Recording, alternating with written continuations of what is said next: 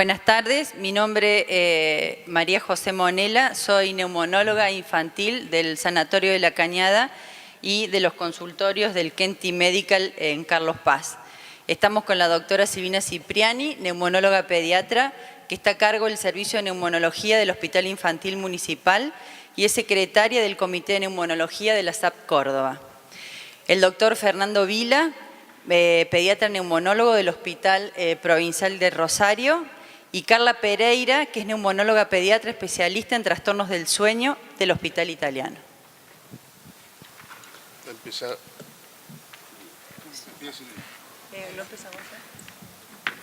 ¿Quieres empezar? No, como quieras. El primer caso va a cargo de la doctora Silvina Cipriani y va a hablar del niño con tos.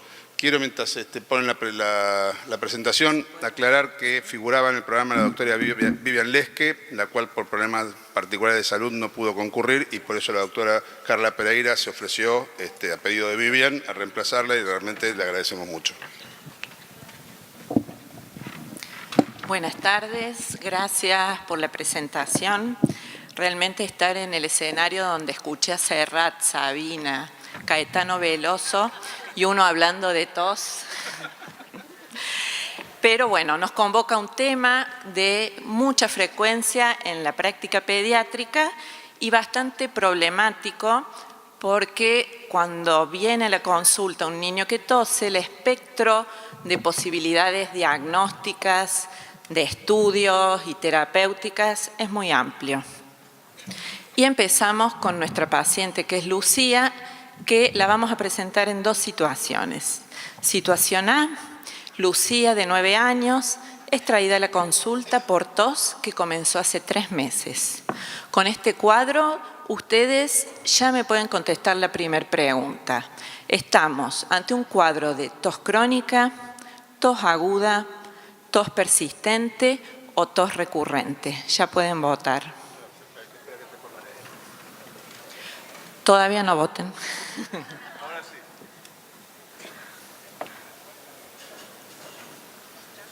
Voten, sí. Voten, voten. Votenme, no los voy a defraudar.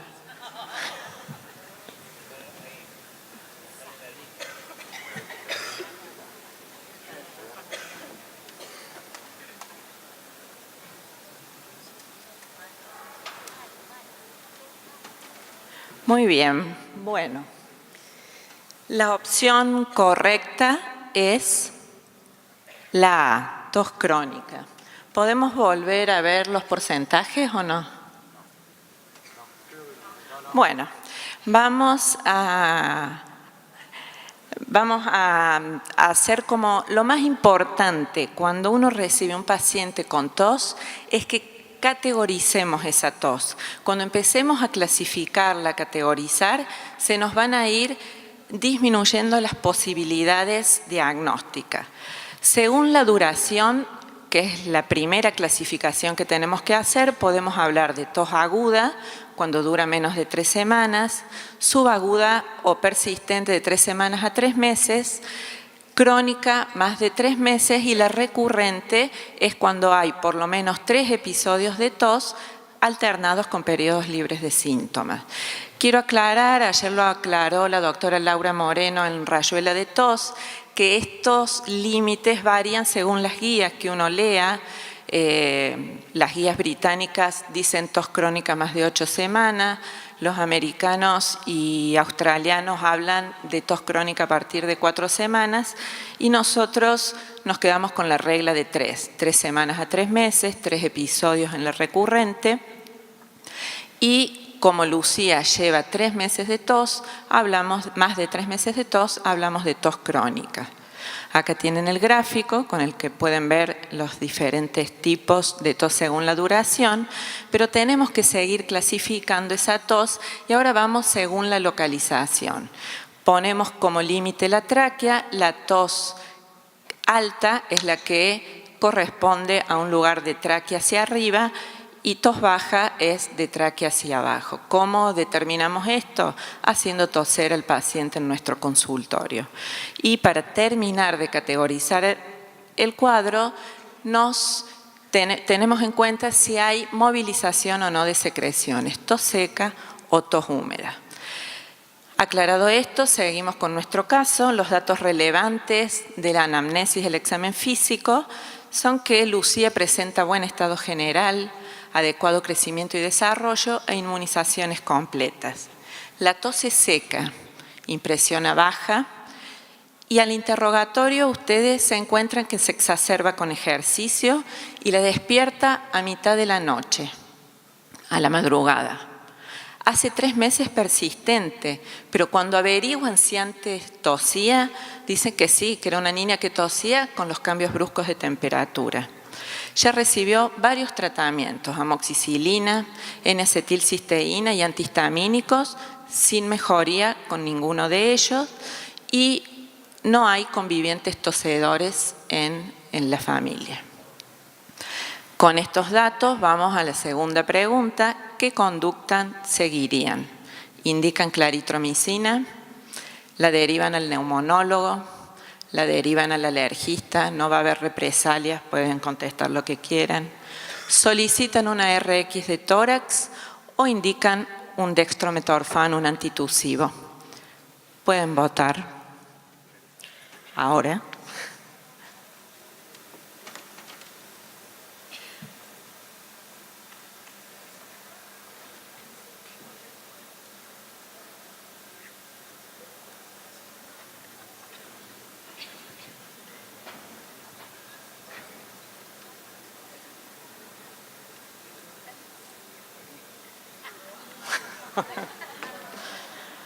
Bueno, está peleado esto. Yo creí que iban a arrasar. Me parece que bien que el 30% la deriva el neumonólogo porque de algo hay que vivir, pero no es la opción correcta. Cuando el pediatra recibe a un paciente en su consultorio con 3 meses de tos, la respuesta es: empiezo a estudiarlo. Solicito una placa de tórax.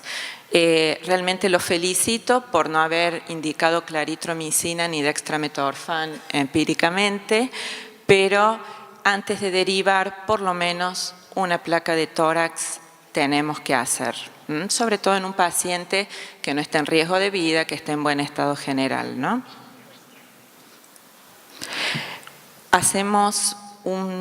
Hablamos un poquito de tratamiento antitusivo porque, bueno, no lo vamos a volver a hablar después. El tratamiento antitusivo más efectivo es el tratamiento específico, o sea, encontré la causa y la trato, la elimino. Si este niño tose porque está expuesto a irritantes, elimino eso. Si este niño tose porque tiene hiperreactividad bronquial, doy broncodilatadores. Ese es el tratamiento antitusivo específico, que es el que tenemos que tratar de indicar nosotros. Antitusivos no están recomendados en niños menores de 2 años y están completamente contraindicados si hay secreciones. Acá volvemos al concepto que ayer trató también la doctora Moreno, de que la tos es un reflejo, un mecanismo de defensa, justamente de limpieza de esas secreciones. Nunca puedo inhibir una tos que me está limpiando la vía aérea. La indicación de un tratamiento antitusivo inespecífico es absolutamente excepcional.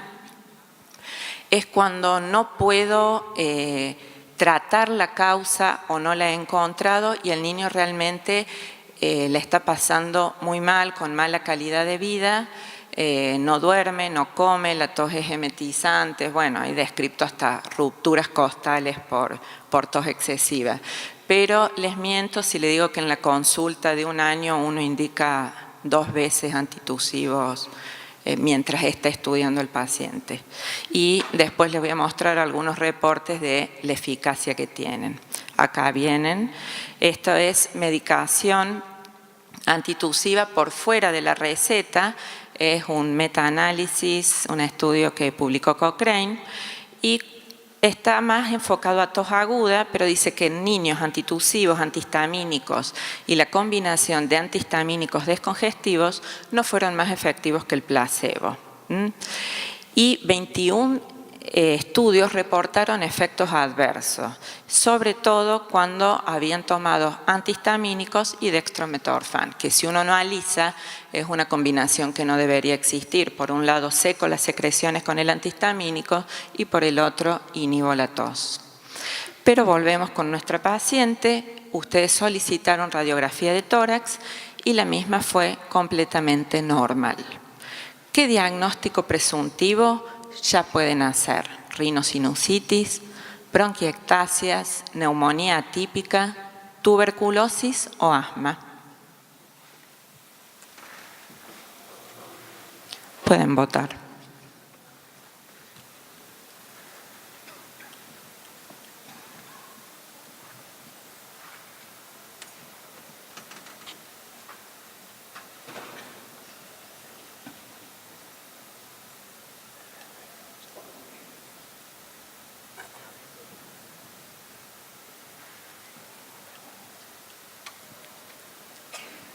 Bien.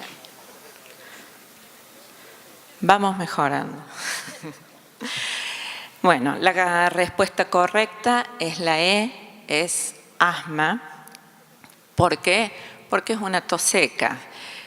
Hay una asma, una entidad especial que es el asma tos variante. Es el asma que tiene ausencia clínica de disnea y sibilancias. El examen físico y la espirometría pueden ser normales. Sí hay que buscar e indagar acerca de historia personal, de atopía o antecedentes familiares de asma o atopía. Preguntar sobre si existe exacerbación de la tos frente a desencadenantes típicos del asma, como esta paciente presentaba con el ejercicio y previamente con los cambios bruscos de temperatura. No tengo que tener en el momento evidencia de diagnóstico alternativo y parte del diagnóstico es la mejoría con el ensayo terapéutico. ¿Qué dice GINA 2017? Que el asma variante tos está caracterizado por tos e hiperreactividad en la vía aérea. Documentar esta variabilidad en la función pulmonar es esencial, pero que yo no le encuentre a esta variabilidad en la espirometría en el momento del diagnóstico, no lo descarta. La tengo que seguir buscando. Y dentro de la tos crónica, las 3 etiologías más frecuentes son asma variante tos, como primera. Segundo, el síndrome de goteo retronasal, que el 50% de ustedes puso como diagnóstico. Y tercero es la tos postinfecciosa, que sigue un episodio viral o de una ira baja o alta. Síndrome de goteo retronasal, la mitad de ustedes lo señaló, comparte algunas similitudes, pero volvamos a esto de categorizar la tos. Si va a toser porque está drenando secreciones a la vía aérea, esta tos nunca va a ser seca, es una tos húmeda. Está asociado a descarga de secreción mucosa que proviene de nariz, de senos paranasales, a faringe. Ahí estimulan terminaciones nerviosas que promueven el reflejo de la tos. ¿Cuándo? A los 40 minutos que se acuestan. Esto ayuda mucho a diferenciar la tos nocturna, ¿es asma o es goteo retronasal? Asma generalmente seca, goteo retronasal, tos húmeda, y entre 40 minutos y 1 hora después que se acostó el niño empieza la tos. Hay que tenerlo en cuenta porque su subdiagnóstico puede llevar al sobreuso de salbutamol, corticoides inhalados o sistémicos y drogas antitusivas. Y ahora que tenemos el diagnóstico, ¿qué conducta recomendamos para Lucía? ¿Le hago salbutamol inhalado cuando tenga los accesos de tos? ¿Le suspendo la actividad física hasta mejorar el cuadro? ¿Indico budesonide 200 microgramos cada 12 horas por vía inhalada? ¿O fluticasona a dosis altas asociadas a salmeterol cada 12 horas? ¿O inmunoterapia? Votamos.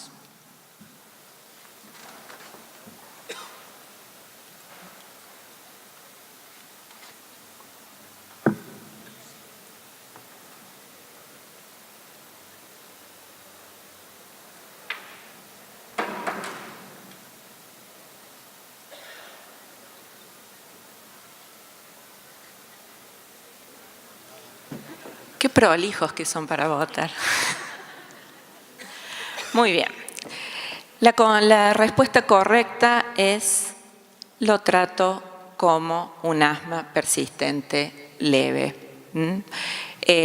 No indico salbutamol inhalado porque esta niña hace 3 meses que tose permanentemente. Eso sería un tratamiento de asma intermitente. Suspender la actividad física, nunca. Lo trato, pero tengo que arbitrar los medios para que ese niño siga haciendo actividad física. Comienzo el ensayo antiasmático o el tratamiento antiasmático y la primera línea es corticoide inhalado. Puede ser budesonide, podría haber sido fluticasona, 200 microgramos cada 12 horas.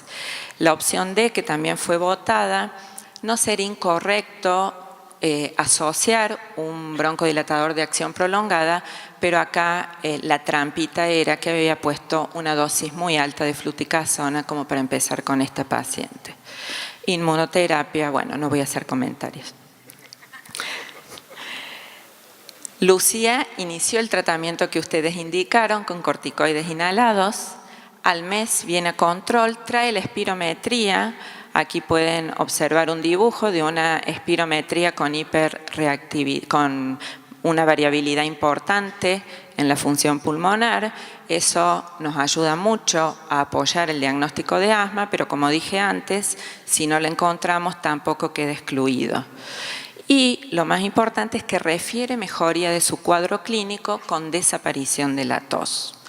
O sea, acá completamos el círculo cuando tenemos la respuesta a la prueba terapéutica. Esto es parte del diagnóstico y nos ayuda a confirmar el diagnóstico de asma. Si queremos ir más allá y completar este ensayo, como dijo ayer la doctora Moreno, habría que suspenderlo y ver si empeoran los síntomas. Hágalo usted. Y concluimos acá con el caso A. Seguimos con Lucía. Es una niña de 9 años que tose hace 3 meses, pero con algunos cambios. La tos también es de 3 meses, pero previamente no tosía. Era completamente asintomática y tose de día y de noche. Buen estado general, siempre febril. La tos es seca y en los últimos días se volvió más productiva, algo productiva, y es muy intensa. Los accesos de tos son muy intensos. Fue tratada en varias oportunidades. Esto empezó el cuadro en diciembre, la consulta, esto ocurre en marzo. Todo el verano tosió y tuvo 2 ciclos completos de claritromicina y también tomó desloratadina sin ningún cambio. Se le hicieron 3 radiografías de tórax y las 3 normales. Acá me detengo un poquito porque justo venimos del pasando revista y de hablar de la claritromicina. Tratar con claritromicina a una niña que tiene tos y tos seca no es descabellado. Tratar neumonías atípicas con placas normales sí lo es. Recuerden, la neumonía atípica es la disociación clínico-radiológica. Tenemos un paciente en buen estado general y una placa que afecta a los 2 campos pulmonares. Entonces, si pido radiografía y la placa es normal, no tiene neumonía. Hace 48 horas presentó un episodio de tos con cianosis, que esto motivó la consulta, y al examen físico lo único que se encuentran son algunos roncus que predominan en pulmón derecho. Con estos datos, ¿qué sospecha diagnóstica tienen? Tos postinfecciosa, tos psicógena, asma, aspiración de cuerpo extraño o una enfermedad por reflujo gastroesofágico.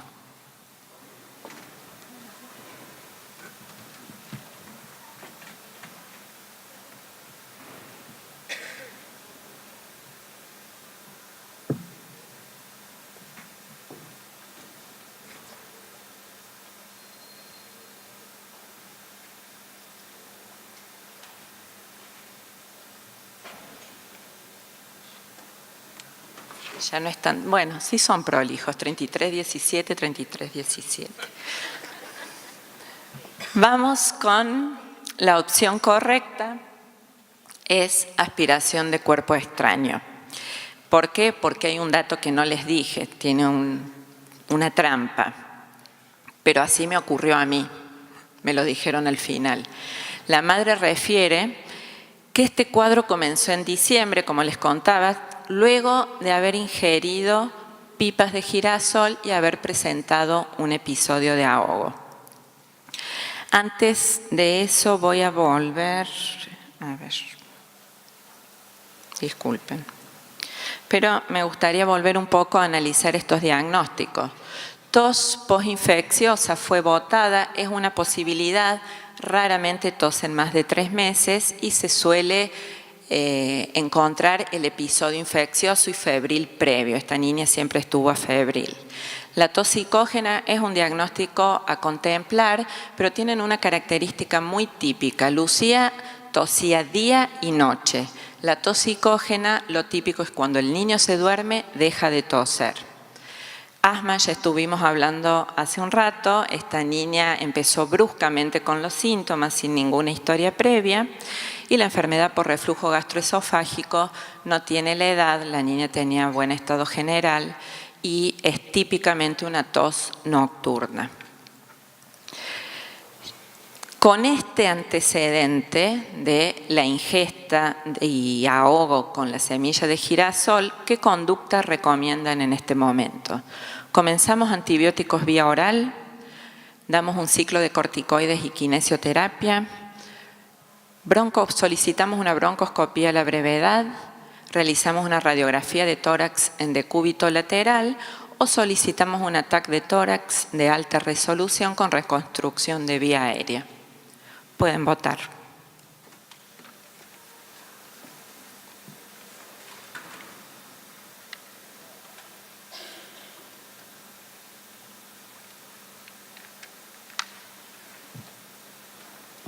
Ya me dan miedo.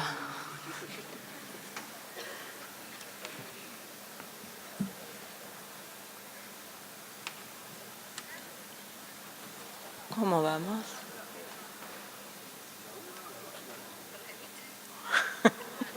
Bueno, ninguno contestó la correcta. Veo varios neumonólogos.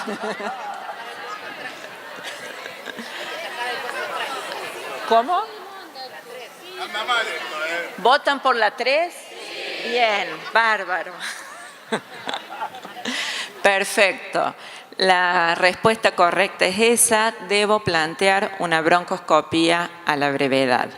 Esto es lo que se hizo con Lucía. Les cuento, yo terminé esa consulta, no pensé ni pregunté en cuerpo extraño, aunque la tos había comenzado de un día para el otro. Estaba tratando de darle vueltas al caso para que me cerrara para asma, tos variante, que cuando uno tiene una tos permanente y seca, lo primero que tiene que pensar es en asma. No encontraba nada, pero mientras ganaba tiempo pidiendo una espirometría, la madre se levanta y me dice: doctora, yo esto ya se lo he contado a los otros pediatras. Ella se ahogó y bueno, fue levantar el teléfono, hablar con el cirujano y en 12 horas se había sacado la semilla y nunca más volvió a toser, estuvo muy bien. Este caso no es el más típico porque tenía placas normales. Ya les voy a mostrar placas típicas de la aspiración del cuerpo extraño. El cirujano refiere que lo sacó de bronquio fuente izquierdo, pero que había un gran edema y secreciones en bronquio fuente derecho. Esto lo que coincide con ese episodio de cianosis que tuvo 48 horas antes, que movió la semilla, cuando pasó por Karina hizo el episodio de cianosis y probablemente por estar ubicada en un bronquio fuente no tuvo el efecto totalmente oclusivo y mantuvo placas normales con un cuerpo extraño radiolúcido. Pero bueno, acá tengo algunas placas, algunas me facilitó el doctor Santiago Vidaurreta, muchas gracias, donde vemos lo típico que es un pulmón con atrapamiento aéreo, con el diafragma descendido. Lo primero que uno... Tiende a pensar es que este es el pulmón enfermo que tiene algún infiltrado, pero si mira detenidamente, bueno, acá está el mediastino empujado, etc. Esta placa muestra el cuerpo extraño en el lado izquierdo para derribar un poco el mito de que van todos a bronquio derecho, y acá es cuando se cronifica, pasa desapercibido el episodio asfíctico y puede ir a una telectasia. Afortunadamente nuestros pacientes a veces nos ayudan aspirando cuerpos radioopacos, como el caso de este clavo. ¿Qué hacemos? O resumiendo un poquito, aspiración de cuerpo extraño, siempre sospecharlo ante el inicio súbito de los síntomas, buscarlo, indagarlo, aunque los familiares no lo refieran, a lo mejor ellos no están pensando que eso tenga que ver con la tos. Y si pienso en aspiración de cuerpo extraño, pienso en realizar una broncoscopia. También se podría tener en cuenta lo que hacen en Málaga, que prohíben comer pipas, pero es por una cuestión de limpieza. Y ya terminando, vamos a ver qué dice Andrew Bush, un neumonólogo británico que queremos mucho. Él dice que todos los niños tosen y la gran mayoría son normales, que no son de utilidad los jarabes antitusivos, que siempre tenemos que tener en cuenta los factores ambientales como tabaquismo, mascota y polvillo. Ya se dijo ayer, buscar la multicausalidad. Yo trato el asma, pero si en la casa fuman, voy al fracaso de ese tratamiento. Y valorar siempre tratar el asma tos variante como primera causa de tos crónica sin sobrediagnosticar. ¿Qué dicen los españoles en este review?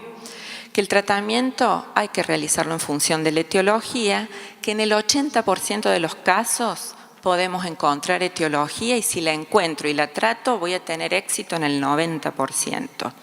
No hay evidencia científica que justifique el tratamiento el empleo de tratamientos sintomáticos, antitusivos, mucolíticos y o antihistamínicos, y concluyendo, es un mecanismo de defensa, la tos. La mayoría de las veces se puede hacer diagnóstico etiológico y en consecuencia un tratamiento específico.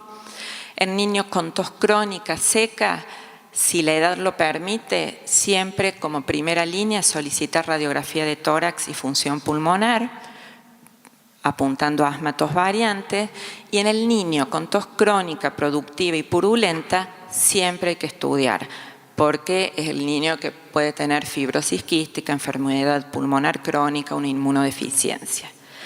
Evitar en lo posible el uso de tratamientos sintomáticos, antitusivos, expectorantes, antihistamínicos y sus asociaciones, y siempre buscar y combatir la exposición al humo de tabaco y otros irritantes ambientales.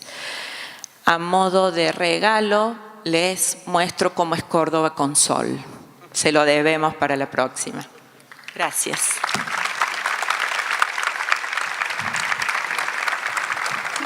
Tenemos 3 minutos para preguntas. Así que si hay alguien que hace preguntas, hay micrófonos en las salas, tendrían que acercarse a los micrófonos. Igualmente yo quería hacer un primer comentario por algo que nos ha pasado en la práctica últimamente, especialmente nos pasa a los especialistas porque nos derivan estos pacientes. O sea, con el caso de estos chicos con tos que empezaban hace un par de meses, más en episodios de tos que tosen hasta llegar casi a la cianosis, y después chicos grandes, chicos de 6, 7, 8, 9 años, y después el resto del tiempo están bien, y vuelven a tener episodios de tos, y estamos viéndolo bastante seguido, y esos chicos tienen coqueluche. Estamos teniendo, o sea, todos sabemos que hay un rebrote de coqueluche y de alguna forma pueden llegar a mimetizarse un poco con estos del cuerpo extraño, o sea, que es para tener un diagnóstico diferencial más, porque realmente nos está pasando una cosa que hace 3 o 4 años no nos pasaba. Esto es nuevo. No sé si hay alguien que hace algún comentario. Lo que sí son 3 meses. El coqueluche el día 91 dejó de toser, pero estamos ahí. Pero sí, ayer Laura habló de eso y hay que tenerlo.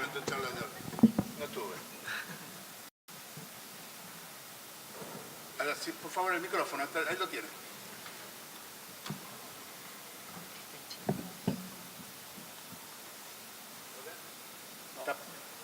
¿Está prendido? Por favor, el asistente de sala.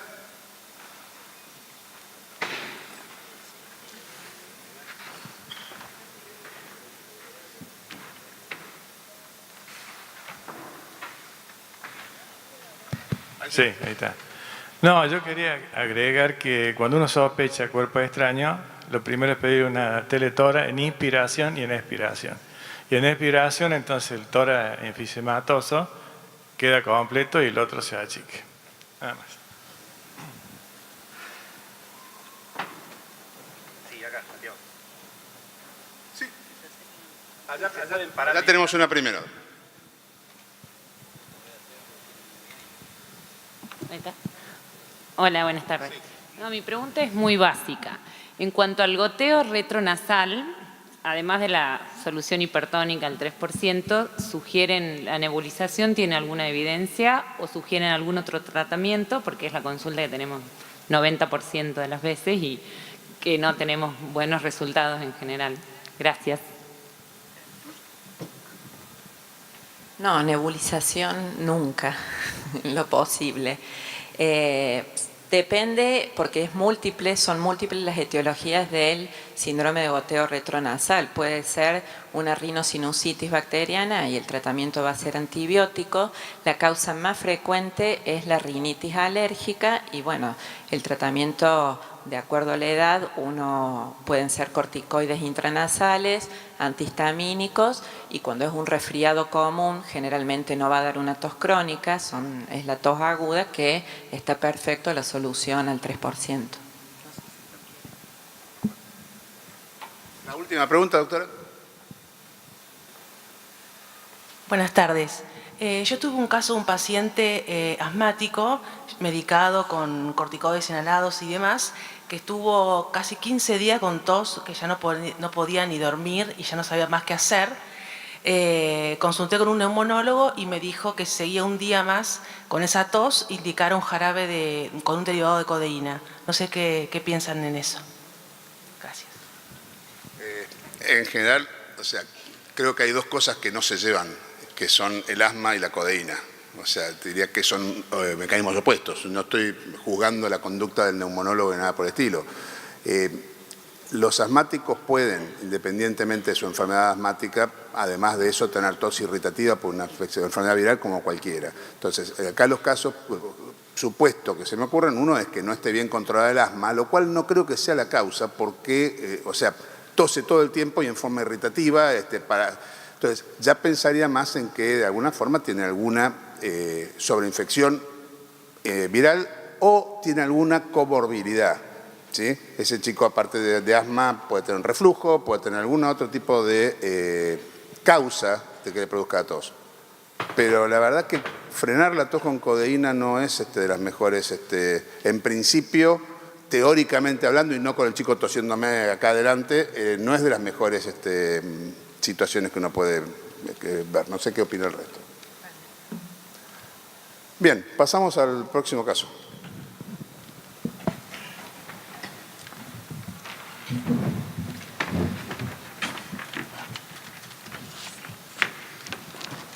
Bueno, antes que nada, gracias a la invitación para la disertación de un caso clínico y aprovecho mientras se carga la charla, me acordaba cuando presentaba a Silvina, el paciente de cuerpo extraño, el verano pasado me ingresa al consultorio una familia con un chico, el chico estaba bárbaro, jugueteaba y estaba con una tos mucho más perruna de la que me sale en este momento.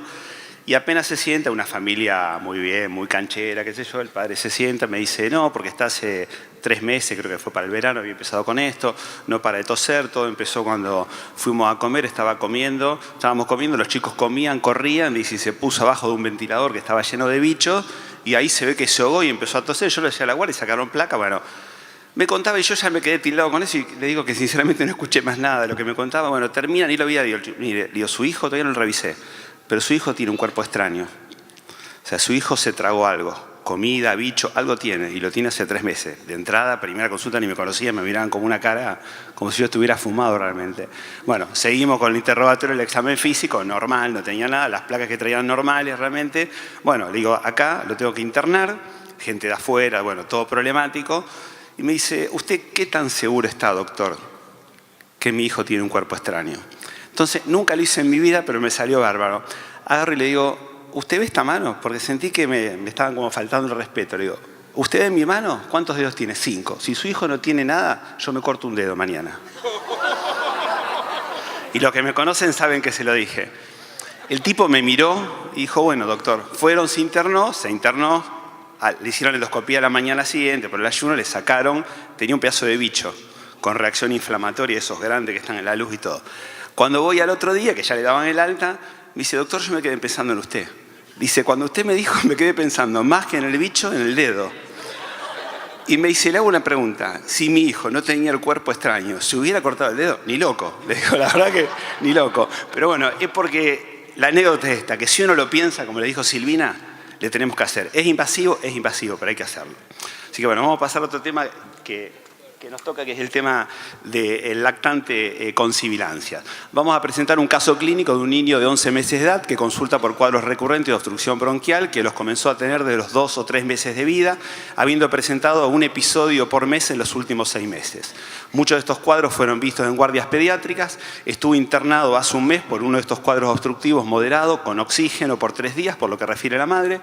Generalmente dice que los cuadros resuelven con beta 2, alguna vez ha tenido que tomar algún corticoide y antibióticos, y que siempre empieza con un cuadro previo como preponderante de vía aérea superior. Dice que generalmente entre los cuadros el chico realmente está bien, no ronca, no respira con la boca abierta, no fue regurgitador de chico, ahora ya no regurgita ni vomita, no diarrea, no se ahoga con la alimentación, niega neumonías, neumonitis, buen desarrollo pondoestatural referido, inmunizaciones acorde a su edad. Antecedentes personales fue una gesta de 33 semanas con un peso de nacimiento de 1,930, parto sin complicaciones, estuvo en neo por un distrés y por la prematurez por 14 días, pero en realidad desde el punto de vista de injuria respiratoria estuvo ventilado solamente un día, 7 días de oxígeno totales, quedó más que nada internado para recuperación nutricional, se alimentó a pecho durante 6 meses, tuvo una dermatitis facial que ya no la tenía a los 3 meses de vida y concurre, pues tiene 2 hermanos más, a guarderías de los 7 meses. Antecedentes familiares, la madre, que es la que viene a la consulta, asmática, que está en tratamiento con un PAF, un corticoide inhalante. Aparentemente, por lo que dice la abuela, de parte del papá también tiene antecedentes alérgicos como si fuera asmática, pero no está precisado. Y 2 hermanos más grandes, evidentemente, que también tuvieron los cuadros, te dice la madre, como te dice en la consulta, iguales que está teniendo él, pero con el crecimiento anduvieron bien.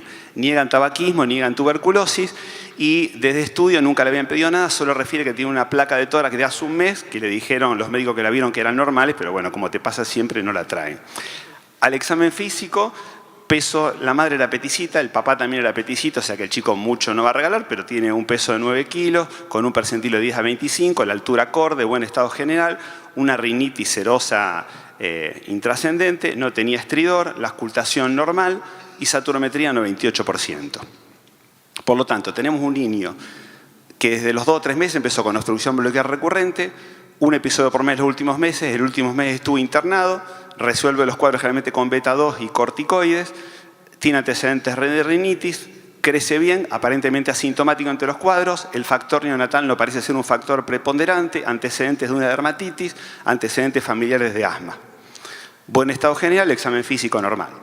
Ante esto uno piensa, displasia broncopulmonar, fibrosis quística, sibilante transitorio persistente o asma del lactante, reflujo gastroesofágico o inmunodeficiencias.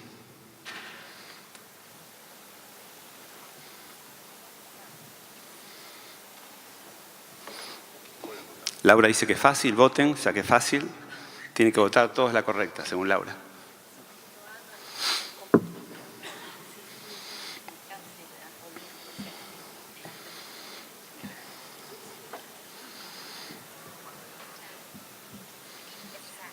Bien.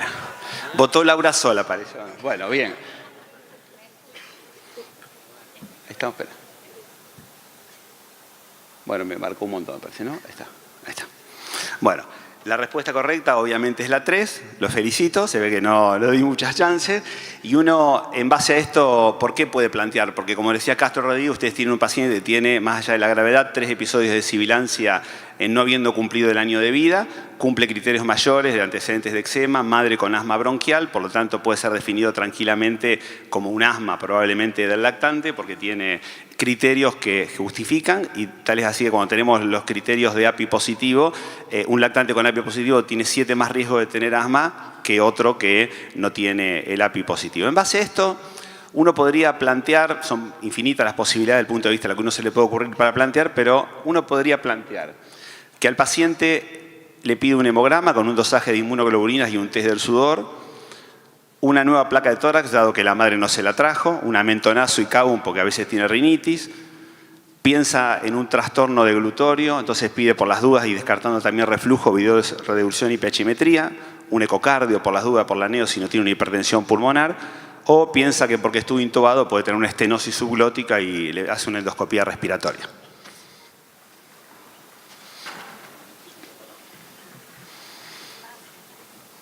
Laura dice que es fácil, así que nuevamente, no sé si es tan fácil esta. Total, si no sale como queremos, decimos que salió mal el pulsador, como antes. Claro.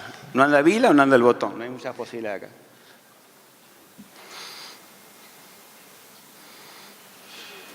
Bueno, esta la quería prolijita, Cipriani, mirá, 50 y 50, esta está bárbara. Bueno, vamos a tratar de apretar. Ahí está. Bueno, en realidad hubo, si no me equivoco, eran los dos extremos elegidos. La primera opción y la segunda. La correcta es...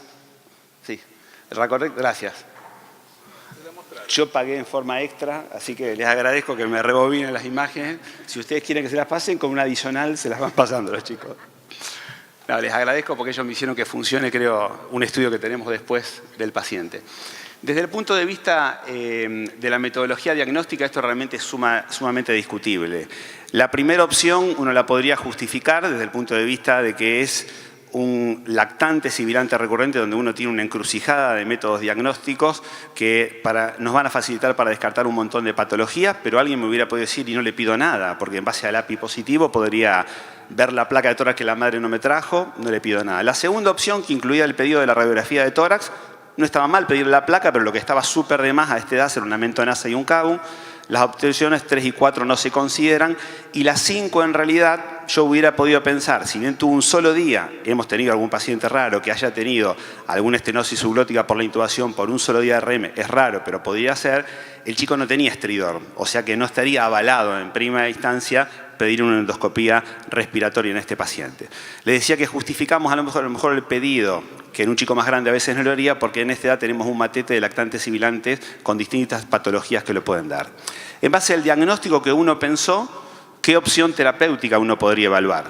Tratar al paciente solamente las crisis con beta-2 y corticoides orales y no poner ningún tratamiento controlador, hacer un tratamiento empírico para reflujo, que por la edad lo puede tener, agregaría montelukast, agregaría corticoides inhalantes a bajas dosis con una urocámara con válvula o pondría corticoide en dosis base con un beta-2 de acción prolongada.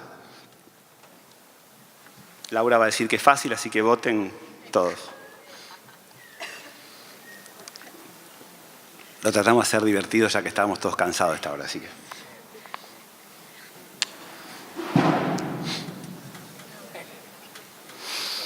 Ahí se cayó uno que estaba dormido, pero bueno, está todo...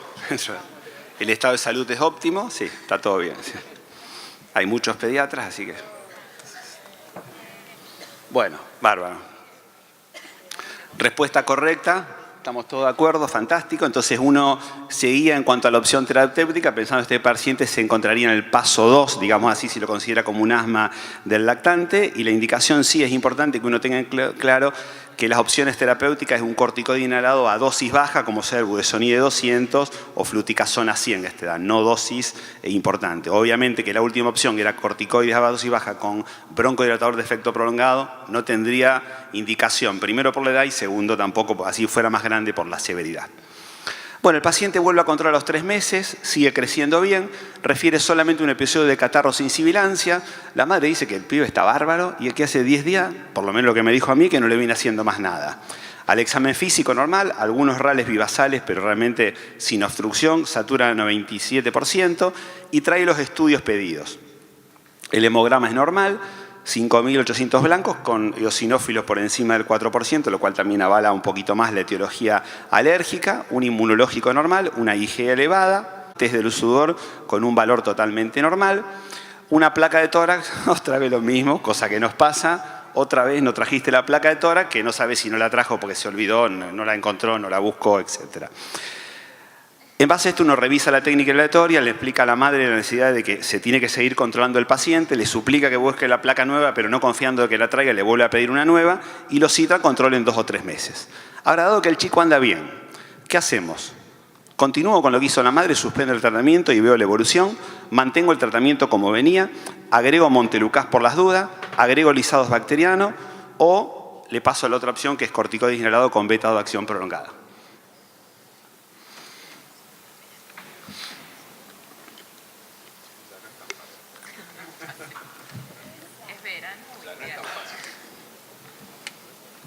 Tengo el puñal por lo de los lisados bacterianos.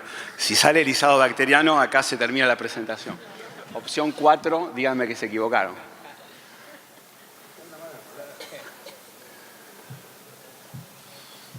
...75% opción 4. No se sienta mal si alguien votó opción 4, en broma le digo.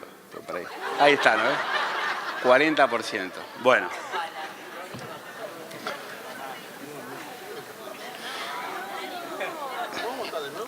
Si no ando... Le hago una pregunta. ¿Muchos votaron? No le dé vergüenza. ¿Muchos votaron lisado bacteriano o no? No, entonces, ¿puede ser que ande mal, chicos? Vamos a votar de nuevo. Replay. 7 de la tarde, estamos votando todavía. Yo no hago nada, ¿no?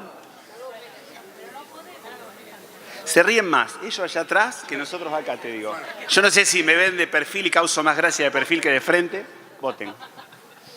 Algo de eso hay, ¿no? Sí. Sí, se ríen más todavía.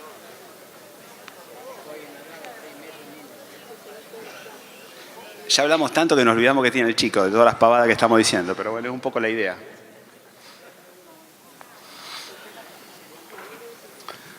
...100% opción 4. Ahí está, bueno.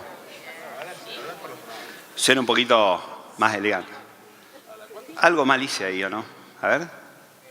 Acá está esto.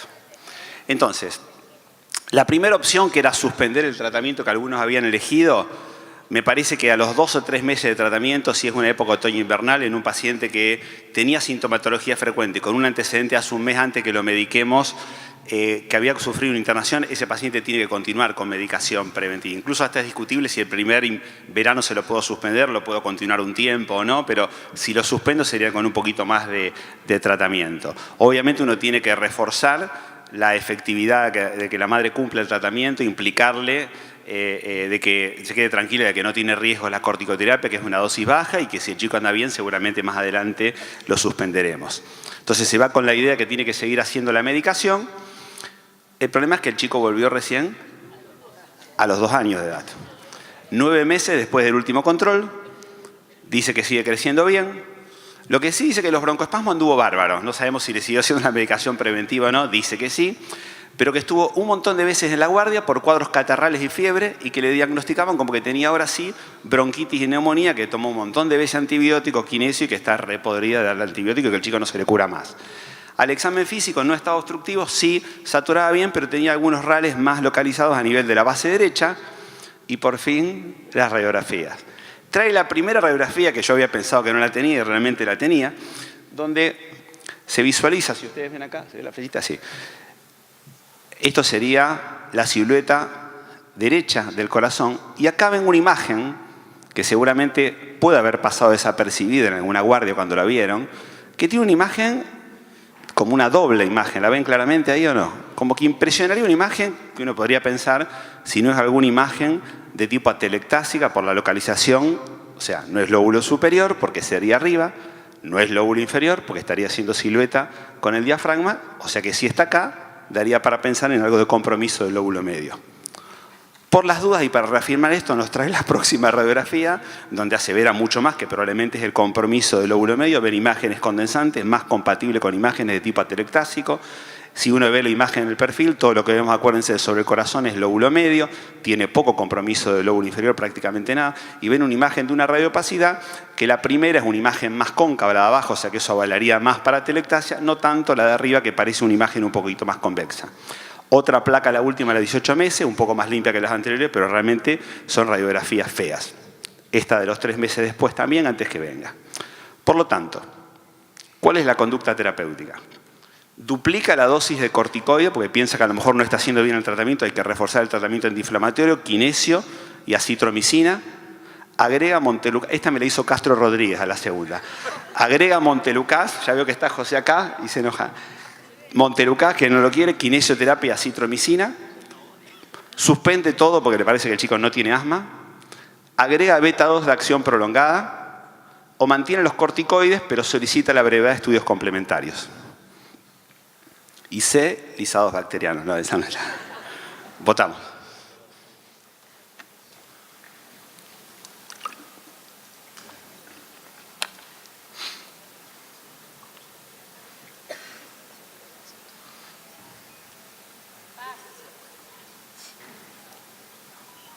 Todo fácil, todo fácil. Bueno, no tan fácil.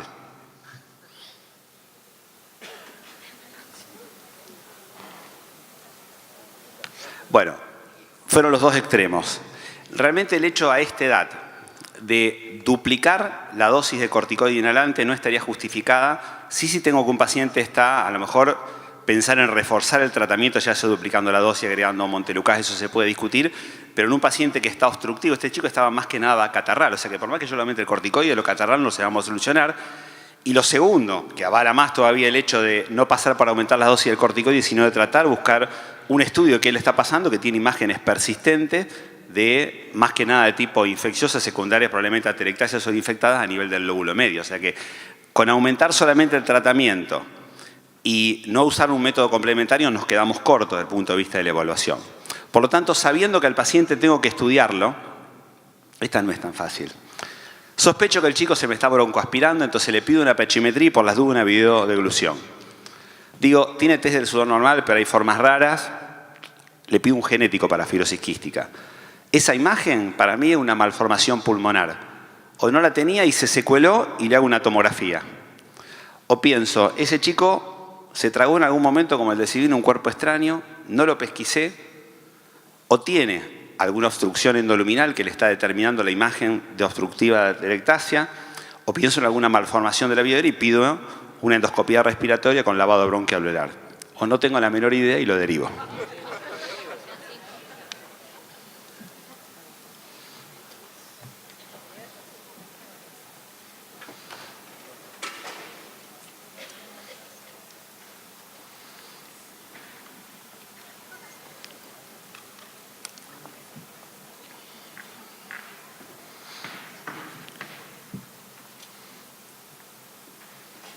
Bueno, sería 3 y 4. En realidad, sí, está excelente que se haya repartido básicamente en estas dos situaciones. Uno puede pensar en una malformación.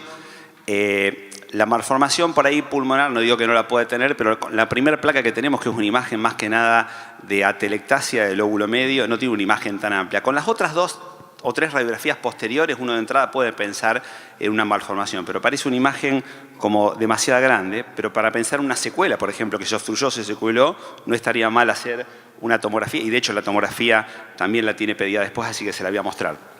Lo otro es, si bien no teníamos para cuerpo extraño, las imágenes son más para pensar en tipo atelectasia sobreinfectadas. Por lo tanto, la tomografía tal vez no nos aporte más que nada que confirmar que se trata de una atelectasia. Entonces, a lo mejor, la visualización endoscópica directa podría servir primero para diagnóstico y segundo también para eventualmente tratamiento si fuera un cuerpo extraño o si fuese alguna imagen desde el punto de vista compresiva tumoral, podríamos lavar, etc.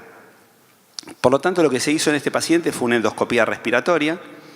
Se hizo primero la endoscopía, la fibroendoscopía flexible, con respiración espontánea del paciente. Cuando ingresa el endoscopista ve la tráquea totalmente normal, o sea que descartaba una traqueomalacia importante, bronquio fuente derecho normal, bronquio fuente izquierdo normal. Vamos a ver si nos anda el video.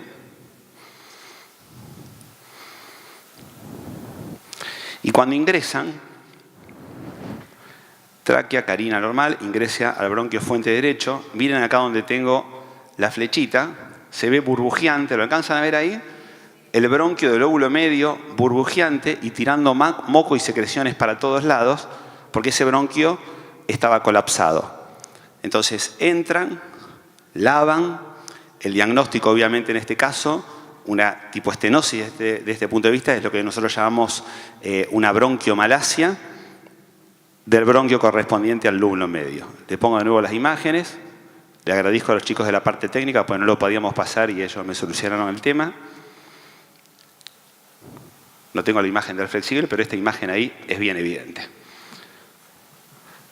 Se hace un lavado bronquialveolar con amplia reacción inflamatoria inespecífica, no tenía predominios neutrófilos, los cultivos menos negativos. En estos pacientes generalmente se cultivan gérmenes comunes, cuando hay bronquiomalacia, hemófilus, strepto y moraxella catarrhini, pero en este caso negativo. Y por las dudas también tenemos una bioquímica que está dedicándose a la parte de aspiración y le hizo índice de macrófano para ver si no tenía aspirativo y vino totalmente negativo. Por lo tanto, el diagnóstico de este paciente es una bronquiomalacia.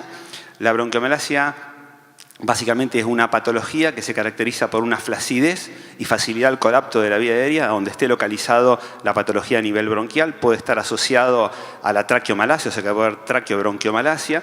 Son causas intrínsecas lo que determina la presencia de la misma. Y las malasias en general, no la bronquiomalacia, tienen una incidencia altísima. De 1 en cada 2100 nacidos vivos. No tanto la bronquio, pero sí la traqueosis. O sea, más frecuente que otras enfermedades que vemos todos los días. Esto está sacado de todas las publicaciones pediátricas de la gente en el mundo que hace traqueo y bronquiomalacia.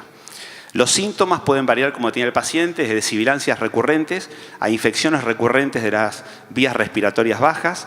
Es una de las principales causas, la malacia, traqueo y bronquiomalacia, de bronquitis crónica recurrente en los menores de 4 o 5 años o el llamado protracted bronquitis. Dado la similitud de los síntomas como pasaba en este paciente, la malacia en forma aislada a veces pasa inadvertida y el paciente es catalogado como un asma grave o de difícil manejo, con lo cual uno sigue agregándole iatrogenia, aumentando los corticoides sin hacer un diagnóstico de certeza y aumentando la posibilidad de secuela e injuria al pulmón.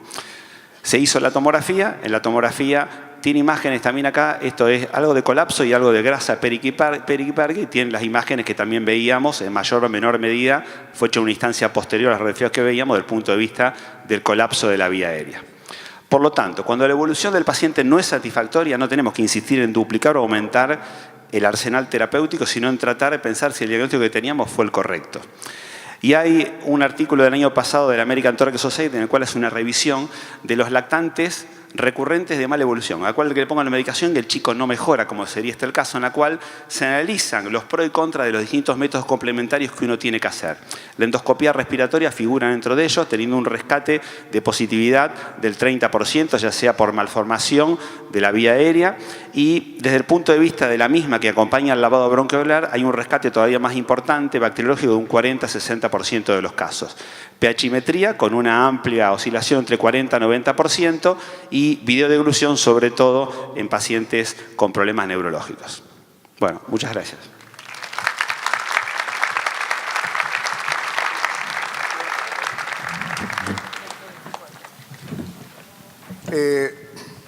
Está abierto a preguntas. A mí se me ocurre una primera pregunta. Fernando, no te vas a escapar tan fácil. ¿Y después qué haces? ¿Hay algún experto en la sala que pueda...? Bueno, en realidad no hay ningún tratamiento específico, más allá del tratamiento de sostén.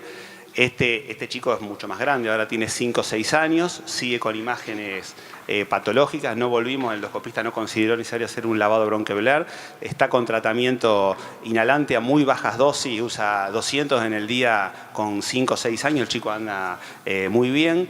Hay poca adherencia al tratamiento a la familia, porque la familia lo bien, pero hace 2 o 3 cuadros catarrales que requieren antibióticos, o sea que el tratamiento es fisioterapia de mantenimiento. Al principio le puse los 5 días de la semana, de lunes a viernes, con kinesiólogo permanente, mejoró, sigue creciendo bien, antibióticos ante alguna exacerbación, cubriendo los gérmenes comunes, amoxi o amoxiclavulánico, y de tratamiento específico para la bronquiomalacia a nivel local no hay nada, porque lo que hay publicado en algunos pacientes es la colocación de stent, pero con muy malos resultados porque se termina moviendo, corriendo, así que para este tipo de malasias no hay nada. Distinto es cuando el paciente, que también hay un rescate a veces hasta más importante que la bronquiomalacia, cuando los pacientes con protracted bronquitis recurrente tienen traqueomalacia. Ahí si la traqueomalacia, aparte de a veces más sintomática, cursa con episodios de SPEL, de dificultad respiratoria, ahí sí, yo tengo 2 pacientes que se hizo aortopexia. La aortopexia es que el cirujano lo que hace es, le cose la aorta, la parte posterior del esternón, entonces dirán, ¿qué tiene que ver la aorta? Que cuando tironea la aorta, se lleva la tráquea. Entonces, nosotros hacemos la ortopexia quirúrgica, obviamente, bajo control endoscópico.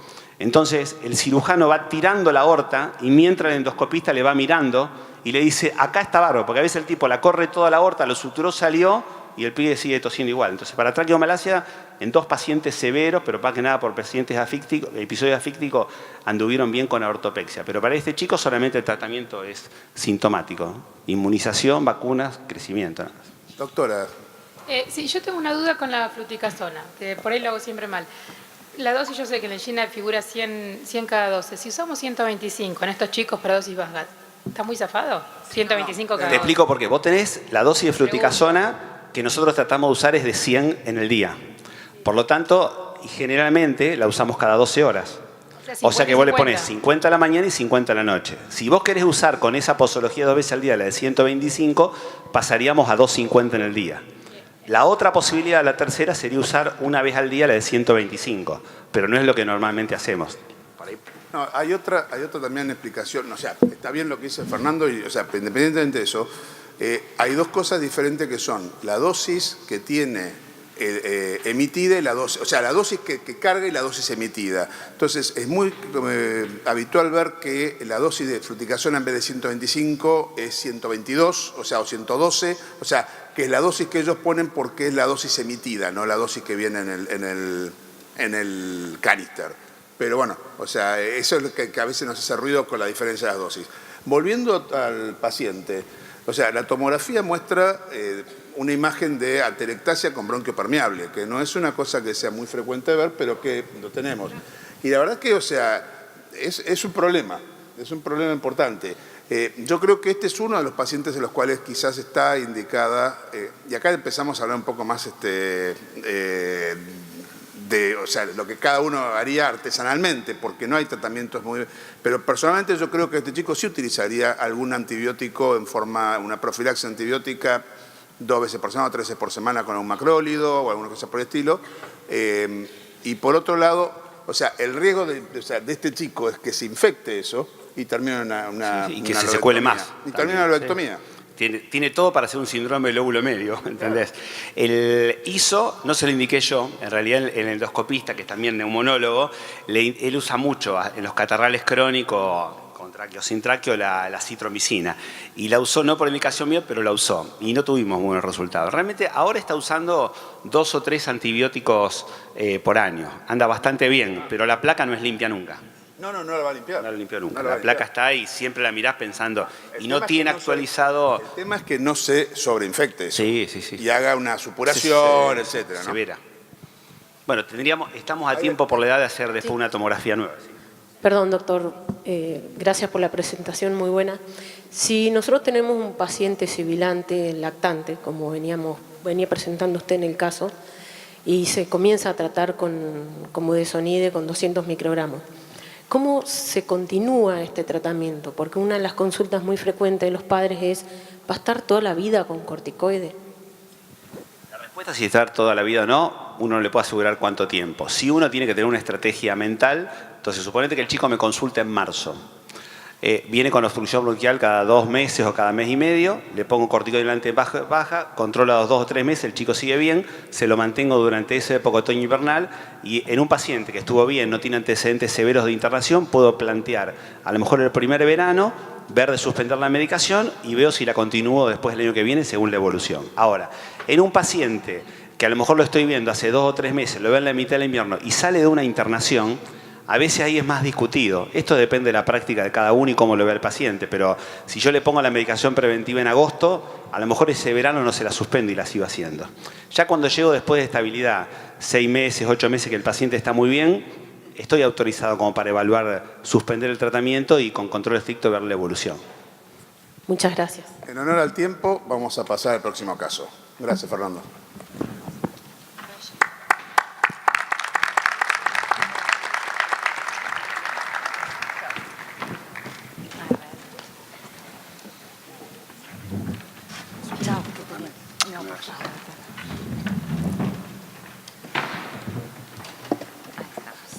A ver si llego acá. A ver, ahí estamos. Un poquito más preciso, sí. Ahí quedaron las 3.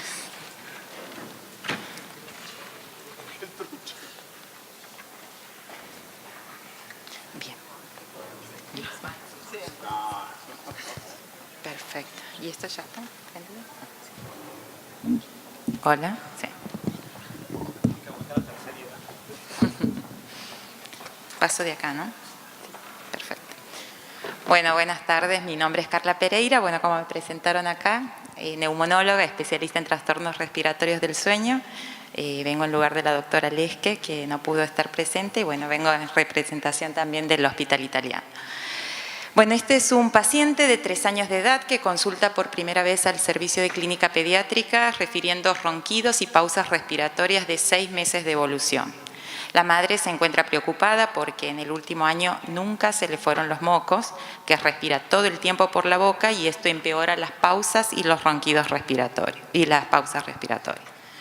Se trata de un paciente nacido de término, de peso adecuado, sin antecedentes perinatológicos relevantes, con obstrucción bronquial recurrente, actualmente en tratamiento preventivo con parcial control de síntomas.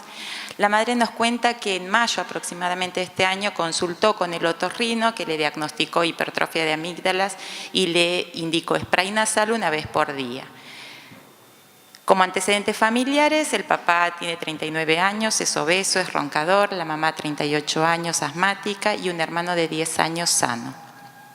Al examen físico es un paciente que presenta muy buen estado general, con peso en 13 kilos 700, lo que le da un percentilo 3 aproximadamente, talla 91.7 centímetros en percentilo 10.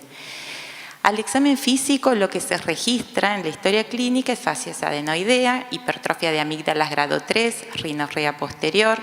Al examen físico respiratorio, buena entrada de aire bilateral, sin ruidos agregados, no tiene signos de cronicidad. Y en el aspecto cardiovascular lo que presenta es el segundo ruido levemente aumentado con soplo sistólico 3 en 6 en foco mitral y mesocardio que no modifica con el decúbito. Los pulsos periféricos son presentes y simétricos. Ante este relato de ronquidos, ¿usted qué piensa? ¿Que mejorará con el crecimiento? ¿Lo deriva al alergista? ¿Sospecha trastornos respiratorios del sueño y amplía el interrogatorio?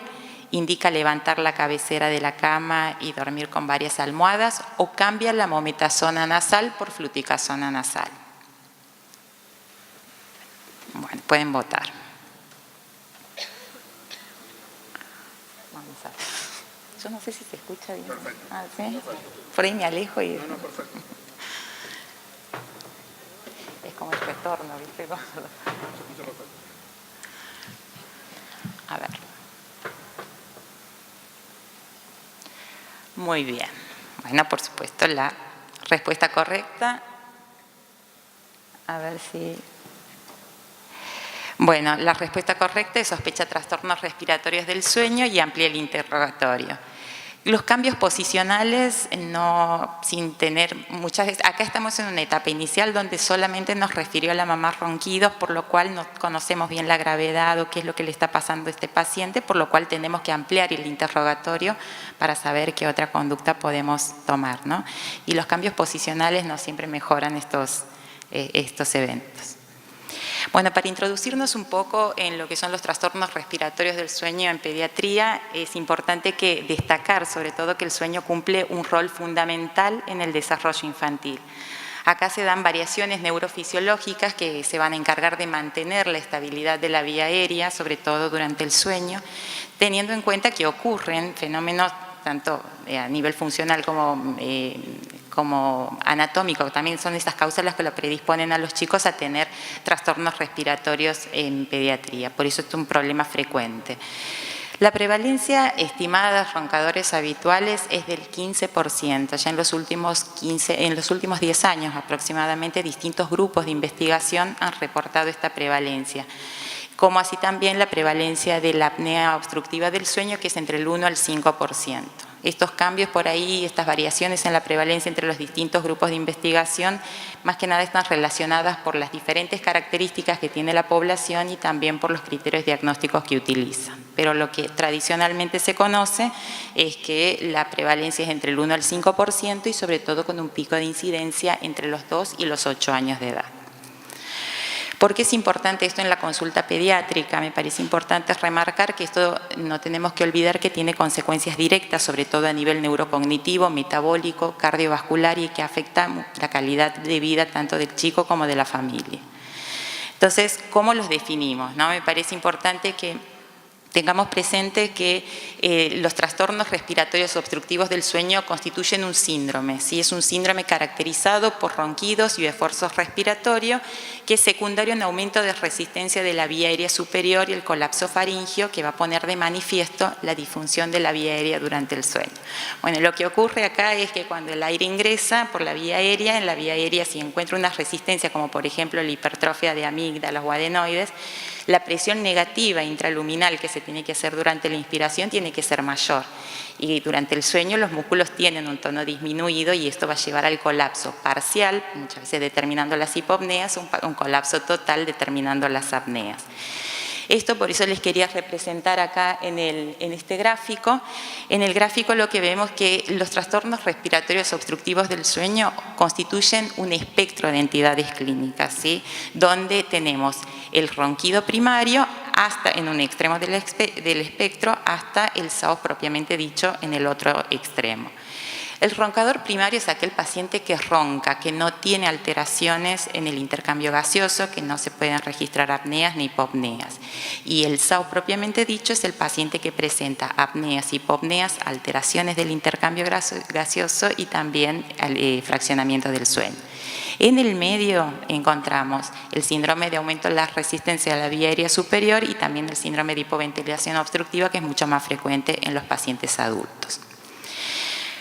Importante tener en cuenta que el interrogatorio y el examen físico constituyen, o sea, vendrían a ser herramientas muy importantes para nosotros, para los pediatras sobre todo en una primera consulta, que nos van a permitir comprender mejor la fisiopatología, como así también identificar comorbilidades en los pacientes que nos puedan estar en riesgo de tener SAOS, y esto nos va a llevar a elegir de manera adecuada los métodos complementarios para el diagnóstico.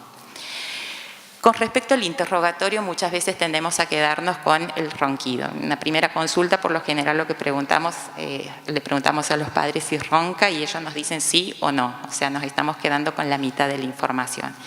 Por lo tanto, en el interrogatorio tenemos que ampliar las preguntas con respecto al sueño para poder identificar los signos y síntomas clínicos, sobre todo del SAOS, porque los padres tienden a subestimarlo. Puede pasar que los padres duerman en otra habitación y no los escuchan roncar, o que se den cuenta cuando se van de vacaciones y duermen todos juntos, pero muchas veces se tiende a subestimar este síntoma. Y más aún cuando los padres son roncadores, que lo naturalizan, ¿no? Entonces es importante preguntarles a qué hora duerme, cómo duerme, con quién duerme, si ronca, si tiene pausas respiratorias, si es un paciente que tiene enuresis, si el sueño es fraccionado. Esto significa si el paciente se despierta varias veces en la noche, si transpira de noche, cómo se encuentra durante el día, si cuesta despertarlo, si lo nota muy cansado, si el paciente está somnoliento, si tiene cefalea matinal, cómo rinde en el colegio, también es importante preguntar, y si es un nene que es irritable o tiene cambios de humor. Con respecto al examen físico, importante registrar peso, talla e índice de masa corporal, como así también frecuencia respiratoria, cardíaca, saturación y tensión arterial, y considerar que el retraso del crecimiento puede ser una manifestación clínica del SAOS, más que nada en niños pequeños. La obesidad es un factor de riesgo conocido para el SAOS, esto se sabe en distintos estudios que ya reportaron que el riesgo es 4 veces mayor en los pacientes obesos que en los pacientes con peso normal. Otra cosa importante destacar en el examen físico es observar el perfil facial del paciente, ¿sí? Observar cómo tiene desarrollada el desarrollo del maxilar superior, el maxilar inferior, la hipoplasia del tercio medio de la cara, la retro, la micrognatia, todo esto van a ser factores predisponentes para el SAOS. Mencionando también a los pacientes sindrómicos, los síndromes genéticos y también el síndrome de Down, que también es importante tener en cuenta que son pacientes que tienen mayor riesgo de tener SAOS, como así también, las anomalías dentofaciales. Al examen físico también se registran el tamaño de las amígdalas. Para esto utilizamos el score de Brodsky, que bueno, lo clasificamos del 1 al 4, de acuerdo a si las amígdalas están dentro de los pilares, es el grado 1, grado 2 hasta el pilar posterior, 3 más allá del pilar posterior y 4 es en la línea media. Se sabe también que no hay una asociación directa, o mejor dicho, hay una asociación débil entre el tamaño de las amígdalas y también el índice de severidad del SAOS, pero es importante registrarlo en la historia clínica. Puede pasar que sean chicos que tengan amígdalas que por ahí no son tan grandes y roncan muchísimo, entonces por eso esa disociación lo vamos a hablar después. Bueno, en el caso de este paciente, se le hace el interrogatorio dirigido a la mamá y la mamá lo que nos responde es que duerme de 22 horas a 7, que ronca, que tiene pausas respiratorias, que tiene un sueño inquieto, que transpira de noche, que por la mañana cuesta despertarlo, que lo nota cansado durante el día y con poco apetito. La maestra en el jardín ya le llamó la atención varias veces diciéndole que no presta atención y que en ocasiones lo nota irritable y de mal humor. El catarro de vías aéreas superiores en estos últimos meses, sobre todo en esos meses de invierno, exacerbó el ronquido que empeoró. Y los padres se los notan muy preocupados y cansados. O sea, en resumen, tenemos un paciente de 3 años, con peso en percentilo 3, talla en percentilo 10, que ronca ya hace 6 meses, que tiene regular rendimiento escolar, que tiene impacto también en la calidad de vida tanto del chico como de la familia. Por lo tanto, ya todos lo sabemos, la sospecha diagnóstica es SAOS, ¿sí?, en este paciente. Ahora sí, a partir de estos datos, ¿cuál sería su primera conducta? ¿Sí? Hablando de una conducta inicial. ¿Sí? Ustedes como pediatras en el consultorio con un paciente de 3 años que ronca hace 6 meses. Le pide un laboratorio, orina completa, placa de tórax, PPD, dosaje de inmunoglobulinas. Le pide una placa de Cavum y lo interconsulta con un neumonólogo, con alguien que haga sueño.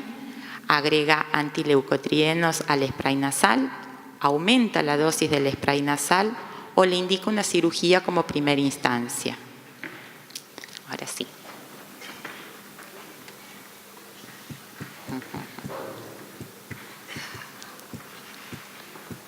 Bueno, vamos a ver.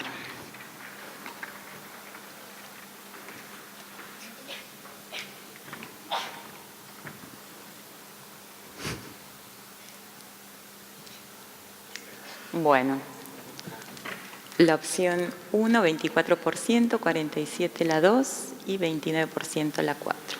Bueno, vamos a ver la respuesta correcta. Es la respuesta 2. En primer lugar, bueno, solicitarle un laboratorio, orina completa, radiografía de tórax, PPD y dosaje de inmunoglobulinas no nos van a aportar mayor información a los síntomas que está presentando este paciente, ¿no?, que es un trastorno respiratorio de tipo obstructivo durante el sueño. Tenemos que ver la causa, cuál puede ser la causa y de qué manera lo podemos ayudar y por lo tanto, bueno, una placa de Cavum podría darnos una respuesta. Agregarle antileucotrienos al spray nasal no es una opción, es continuar con el tratamiento médico que ya hace 6 meses el paciente no responde, aumentarle la dosis tampoco, e indicarle la cirugía como primera instancia sin un diagnóstico objetivo por ahí del SAOS, porque hasta ahora venimos siendo subjetivos, ¿no? Así que indicarle la cirugía como primera instancia tampoco sería la opción adecuada. Entonces, en el caso de este paciente se le pide la radiografía, se ve las amígdalas aumentadas de tamaño, adenoides también, lo interconsultan con la unidad de sueño y se decide realizar poligrafía respiratoria nocturna en internación. Ese día no había lugar para hacerle una polisomnografía, así que se decidió hacer una poligrafía. Así que ahora, para introducirlos un poco más en el tema de los métodos diagnósticos, vamos a empezar a hablar de la polisomnografía. ¿Qué es la polisomnografía? En sí es el gold estándar, todos sabemos que es el gold estándar para el diagnóstico del SAOS. El principal inconveniente que tiene este método es que es de alto costo y que no está disponible en todos los centros, no todos tienen la posibilidad de identificar el SAOS y mandarlo a hacer una polisomnografía. Porque es un método que requiere de un laboratorio de sueño, de técnico, de video, utiliza canales de electroencefalograma, electroculograma, electromiograma, como así también, bueno, la detección del flujo a través de la cánula del termistor y los cinturones de esfuerzo. Otra cosa que también podemos hacer con este estudio es medir el entaidal de CO2 o el CO2 transcutano dependiendo del método con el que cuente el laboratorio. La recomendación de la Academia Americana de Pediatría, lo que nos dicen las guías es que se debe realizar una polisomnografía en aquellos niños que ronquen y que tengan signos o síntomas de SAOS. Esta es una recomendación con una evidencia de grado muy fuerte, que la verdad se hace bastante difícil llevarlo a la práctica. ¿Por qué los recomiendan? Y bueno, ellos dicen, en primer lugar, es porque nos diferencian el roncador primario del SAOS. Si el paciente que tiene apneas, del que no las tiene, que simplemente ronca. Los identifica estratifica el SAOS a su vez según la severidad, los identifica aquellos que tienen mayor riesgo postquirúrgico, como también aquellos que requieren un estudio de sueño postquirúrgico. La verdad que esto, como vemos así en primera instancia, de decir, bueno, a todos los que ronquen le tenemos que hacer una polisomnografía, ellos mismos se vieron ante esta dificultad y tanto los grupos americanos como los europeos, si bien coinciden que es el gold estándar, nos dicen, miren, bueno, la verdad que hay pacientes que tienen prioridad para hacérselo y serían los pacientes obesos, los pacientes sindromáticos, los que tienen síndrome genético, sobre todo pacientes con síndrome de Down, mucopolisacaridosis, acondroplasias, etc. Esos pacientes van a tener prioridad, pero los pacientes que son sanos, no obesos, que tienen hipertrofia de amígdalas y adenoides, no es necesario, o sea, son pacientes que no tendrían prioridad para hacerse una polisomnografía. Y en esos casos uno tiene que analizar o evaluar la posibilidad de alternativas diagnósticas para el SAOS. Y es así que se analizan distintas alternativas, entre estos tenemos test subjetivos y test objetivos. Dentro de los subjetivos se encuentran el examen físico y los cuestionarios. Y decimos subjetivo porque esto es estimación, ¿no?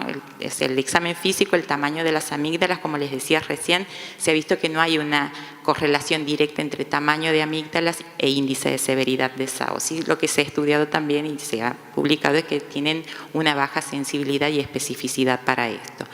En cambio, los cuestionarios que se han desarrollado, nosotros tenemos validado al español el PSQ, que en la versión reducida tiene 22 ítems, y esto sí tiene una sensibilidad y una especificidad alta para identificar al menos los pacientes que tienen SAOS.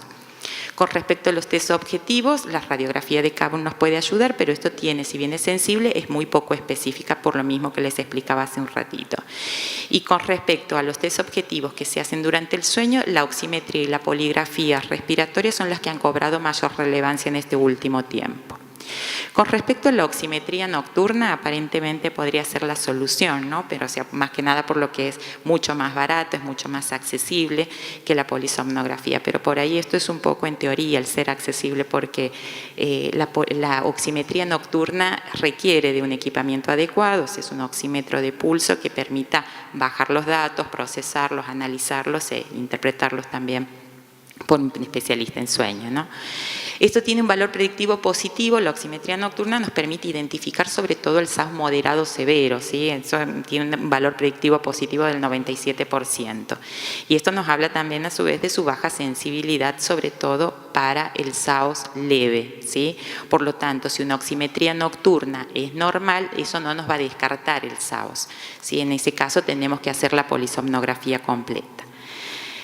Este score que les grafico acá es el score de McGill, que en realidad es una forma que ellos encontraron, los canadienses encontraron como para ordenar los pacientes que tenían para operar ellos de urgencia o ver a quienes ponían en lista de espera.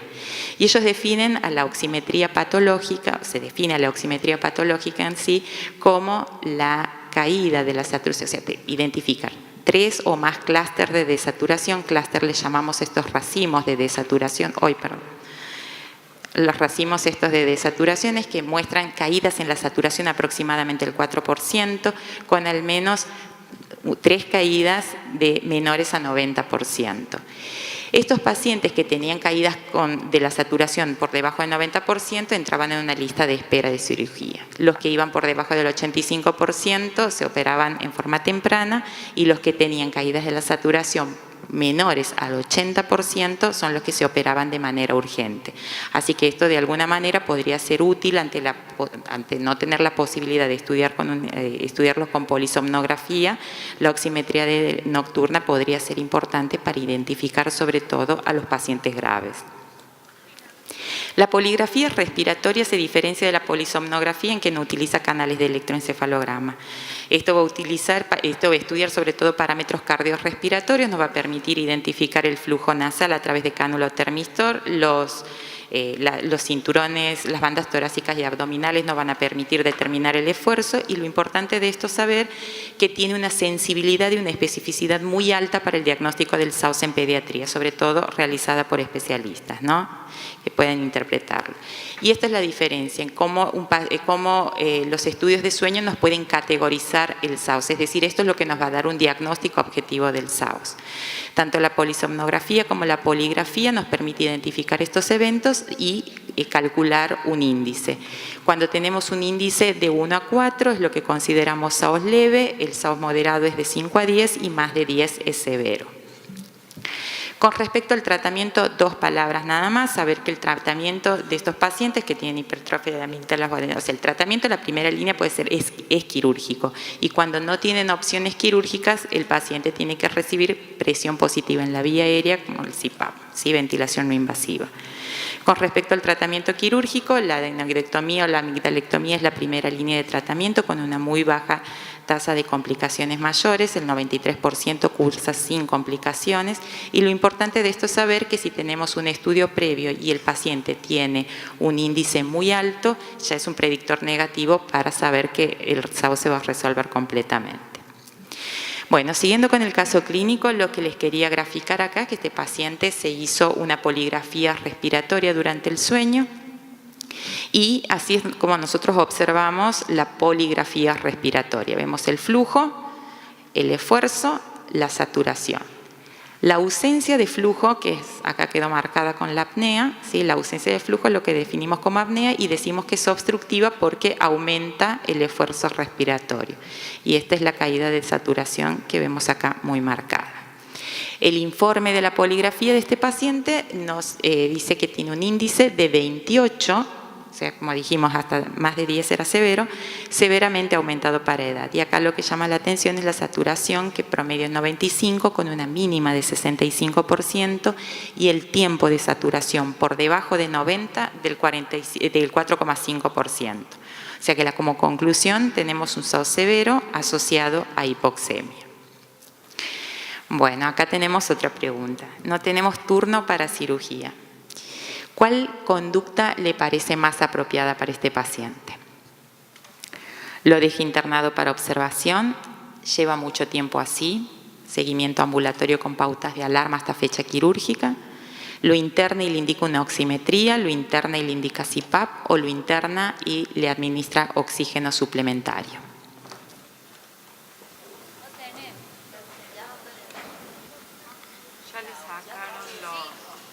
La opción 4 es internación y CPAP. ¿Cómo? Con la mano. Ah, ¿por qué no está funcionando? Ah, estamos zafando, vamos a ver si... No, ¿dónde están? Bueno, opción 4. Muy bien. Muy bien. Bueno. Vamos a hablar un poquito, así muy sintéticamente, de cada una de estas opciones. Dejarlo internado para observación, la verdad que sería seguir mirando cómo hace eventos severos, ¿no?, este paciente. Tendríamos que tomar alguna conducta. Mandarlo de alta a la casa con pautas de alarma no es una opción correcta, sería iatrogénico. Internarlo y hacerle una oximetría nocturna también sería seguir registrando estas desaturaciones que ya la vimos durante el estudio. Internación y presión positiva en la vía aérea es una opción cuando no tenemos la opción quirúrgica inmediata. Bueno, esto vendría a tratar la causa, ¿no? Que el problema es sobre todo obstructivo. Y con respecto a la internación y el oxígeno suplementario, con esto tendríamos que tener cuidado porque el administrarle oxígeno suplementario a veces, bueno, lo que puede hacer es quitarle el estímulo al centro respiratorio, empeorar la apnea, dar bradicardia y sí complicar un poco más la situación, ¿no? De lo que la tenemos. Bueno, esa es la respuesta correcta, internación y CPAP. Bueno, el paciente se interna, teniendo en cuenta la severidad del SAUS y el examen físico. Recuerdan que se ocultaba un segundo ruido levemente aumentado y un soplito. Bueno, se le pide una valoración por cardiología, más que nada también por su valoración prequirúrgica, porque en algún momento se tenía que operar. Y se ve en el electrocardiograma signos de sobrecarga derecha y el ecocardiograma llama la atención que tiene una hipertensión pulmonar severa, con un gradiente de 90 milímetros de mercurio y presión sistémica en el ventrículo derecho. O sea que este paciente no tan solo es un SAUS severo, sino es un paciente con SAUS severo e hipertensión pulmonar. Este paciente pasa a terapia, por supuesto se comienza el CPAP hasta poder operarlo, se realiza la cirugía a las 48 horas, se permanece en UTI durante 5 días, ARM un día y pasa a sala. Ya en sala de pediatría evoluciona favorablemente, persiste con un ronquido muy leve, no presenta pausas, no cianosis. El ecocardiograma muestra una presión en la arteria pulmonar de 33, o sea que está muy mejorado, y un gas totalmente, o sea, un gas normal. ¿Cómo continuarían los cuidados de este paciente? Le da el alta y le indica spray nasal. Le pide una polisomnografía posquirúrgica inmediata, teniendo en cuenta que el paciente persiste con ronquido leve y antecedentes de hipertensión pulmonar. O previo al alta considera la oximetría nocturna, o le hace un ecocardiograma cada 24 horas, o le pide un CPAP por las dudas. ¿No? Ya está. Bueno, con la mano entonces, a ver, ¿qué les parece? ¿Qué opinan? Bueno, ¿les parece la primera opción? Que es darle, bueno, pero no sacar. Bueno, sí, hay. Bueno, parece que votan. ¿Tienen aparatos o no? ¿Tienen? Bueno, listo. Bueno, sigamos. Bueno, la primera, la respuesta número 1, darle el alta e indicarle spray nasal, por supuesto que no, porque nada, estamos hablando de un paciente que, bueno, darle el alta, le podríamos dar el alta porque mejoró, ¿no? Pero con spray nasal no tendría mucho sentido, ya le sacamos amígdalas y adenoides.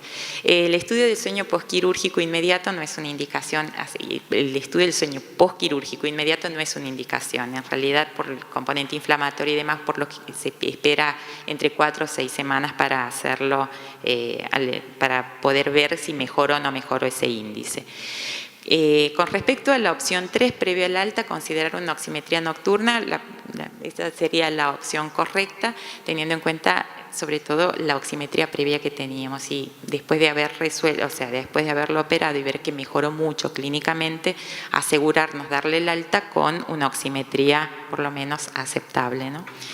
Pedirle un ecocardiograma cada 24 horas tampoco es una opción, e indicarle CPAP por las dudas tampoco, ¿no? Porque ya está, lo resolví. Bueno, la oximetría nocturna, acá tenemos lo que llama la atención, acá no lo marqué, pero no sé si se llega a ver. El promedio de saturación de este paciente es de 98.9, normal.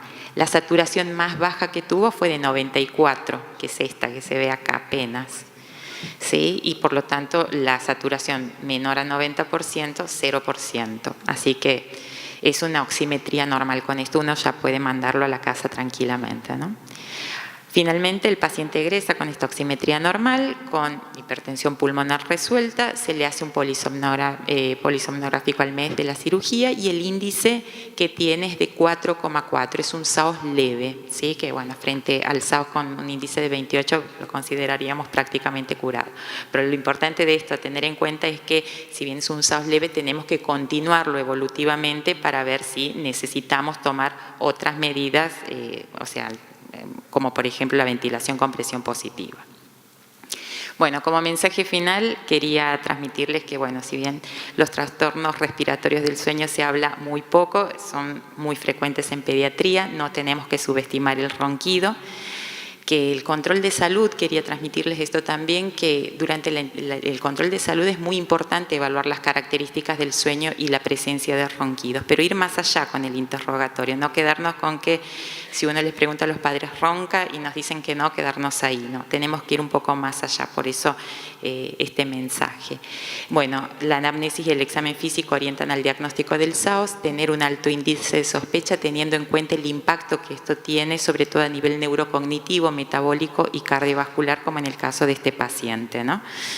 Y también que son pacientes que por ahí merecen la pena ser derivados a un especialista para el diagnóstico final con un método apropiado según la disponibilidad, porque es claro que, bueno, no todos tienen la posibilidad, no todos los centros cuentan con la posibilidad de hacer un estudio de sueño, pero bueno, sabemos que tenemos alternativas diagnósticas y que un especialista puede considerar de acuerdo a la gravedad del paciente cuál método utilizar. Y bueno, importante también que en el seguimiento clínico postquirúrgico detectar la persistencia de síntomas o signos que indiquen la necesidad de aplicar otras medidas terapéuticas. Así que bueno, muchísimas gracias. Si tienen preguntas. Muchas gracias, Carla. No sé si hay alguna pregunta. Creo que, o sea, estamos sobre el tiempo, pero igualmente un comentario. Es importante que se vaya retomando la idea de que, que el ronquido no es normal. No es normal que un chico ronque. La historia de las amígdalas, adenoides y demás ha pasado por lo que yo considero un péndulo, en el cual cuando lo de mi generación éramos chicos, estamos todos operados. O sea, el chico que tenía 2 o 3 anginas se operaba y otra cosa, lo cual es una locura. Pero después de eso, como suele pasar, el péndulo fue hacia el otro extremo, en el cual no se operaba ninguno, ni siquiera los que tienen indicación. Y estamos todavía más cerca del lado de que no se opera ninguno, pero por lo menos estamos volviendo a reconsiderar que hay que estudiarlos y que algunos chicos pueden estar teniendo problemas y cada vez hay más estudios que demuestran que lo que mostró Carla, de que tiene trastornos neurocognitivos, que tiene trastornos enuresis, trastornos cardiovasculares, ya era un caso extremo, sí, medio poco extremo, frecuente, pero hay que tenerlos en cuenta. Nosotros, yo personalmente, junto con la doctora Florencia Escarrá, publicamos en Archivos hace un par de años un trabajo de calidad de vida en pacientes luego de la adenoidectomía, amigdalectomía y adenoidectomía, en chicos que tienen indicación, y los cambios hechos por un cuestionario que es el OSA 18, los cambios que se ven en todas las esferas son muy, muy importantes. Entonces, hay que empezar a valorarlo. Y la otra cosa que rescato muchísimo es que esta es una enfermedad que la tienen que controlar los especialistas en sueño, y estos especialmente son neumonólogos. No son los otorrinos, no son los neurólogos, trabajamos todos en conjunto, pero especialistas en sueño salen de la neumonología. Sí, esto que marcaba Santiago me parece importante, que se pasó por un péndulo, es cierto, esto de operarse todos y no operarse ninguno. Hoy por hoy hay mucha resistencia a que estos pacientes muchas veces sean derivados. Uno espera el crecimiento, por eso les ponía en una de las opciones, es algo que uno se encuentra en la práctica diaria, que se le va a pasar, que ya va a crecer, y mientras tanto el chico está desaturando, eso tiene un impacto cardiovascular, tiene un impacto metabólico, tiene un impacto neurocognitivo también. O el chico que es clasificado como déficit de atención, o el chico hiperactivo que por ahí no atiende. Bueno, son esas cosas que como pediatras tenemos que identificarlo en la consulta y jerarquizar un poco este problema. Y bueno, también esto que de la evolución, ¿no? Que hace muchos años atrás el 80% de las indicaciones de adenoamigdalectomía eran las infecciones. Hoy por hoy, en los últimos 20 años, esto ha cambiado. El 80% es por SAOS y el 20% es solamente infecciones. Así que es importante que estos pacientes se estudien para poder tener un diagnóstico objetivo, y a partir de ese diagnóstico objetivo los padres también pueden tomar la decisión de una cirugía de una manera mucho más segura y más tranquila, ¿no? Porque esto tiene amígdalas grandes, adenoides, listo, se va a operar. Y los padres ahí es donde tienen esas resistencias y cambian de pediatra, cambian de neumonólogo, de otorrino, de todo. Así que bueno, un poco era transmitirles eso. Bueno, estamos bastante justo de tiempo. Un último mensaje, acaban de entregarme una tarjeta Nativa Nación de Polici María Victoria. No sé si se encuentra aquí, si no, la voy a dejar en Secretaría Científica. Que me mande la clave, dice acá la doctora. Bueno. Una última pregunta, doctor. ¿La conocen? ¿Puedo hacer una pregunta? Sí, perdón. En el caso de un niño con una rinoadenoiditis crónica de más de 3 meses de evolución, aparte de la fluticasona intranasal, por ejemplo, la primera pregunta, ¿cuánto tiempo se estimaría para hacer el tratamiento con fluticasona intranasal? Y segunda pregunta, si se consideran los antihistamínicos y qué tiempo. Esto con respecto al tratamiento médico del SAO, ¿no? O sea, si el paciente tiene una rinoadenoiditis y además tiene síntomas clínicos de tener apneas obstructivas del sueño o alteraciones respiratorias del sueño, ahí es donde uno, para considerar el tratamiento médico, sería conveniente tener una evaluación objetiva. Los pacientes leves son los que por ahí mejoran, a veces mejoran en un tiempo prudente de por lo menos 3 meses de tratamiento.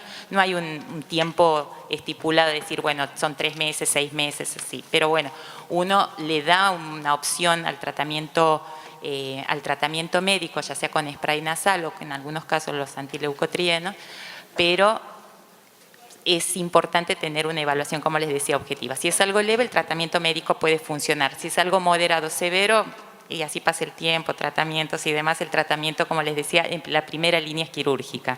¿Sí? Igualmente, con respecto a la pregunta, son dos cosas diferentes. O sea, los corticoides tópicos, fluticasona, mometasona o el que sea, no reducen el tamaño de las adenoides. O sea, el tratamiento con corticoides en un chico que tiene hipertrofia adenoidea no tiene sentido. Distinto es si tiene un agrandamiento postinfeccioso inmediato.